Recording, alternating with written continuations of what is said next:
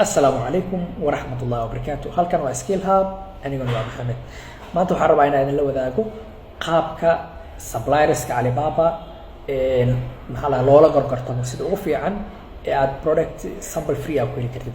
number 1 horta marka aad ku cusub tahay oo alaab dalbanaysid yani waxa iska saxdaa yani styleka waxa iska dhigtaa qof oo yani business expert amal.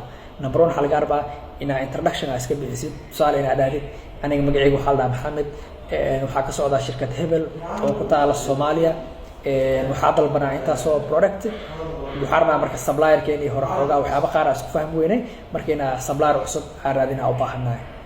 number 2 waxa dhaysaa minimum order kaaga maxaa waaye yani dalabka ugu yar ee alaabta laga qaadan karo maxaa ugu yar marka inta dhahdid waxa dhaysaa yani sample free ma ka heli karaa sababtoo ah waxa rabaa inaa productigaaga aad tijaabino haddii product fiican oo macaamiishan anfacay uu noqdo bulk order ka dalbanayna marka qaabkaas number 1 loo dhigreeyaa. number 1 ina qofka introduction iska bixisid.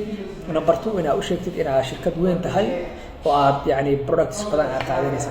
labada marka u sheegtid supplier wuxuu isdhaha oo qofka uu anfaca hayso marka inuu ku ilaashado oo ku soo jiito isku day marka techniques isku day hadii kadib hadii videoga ka faa'iiday qaybta comment-ga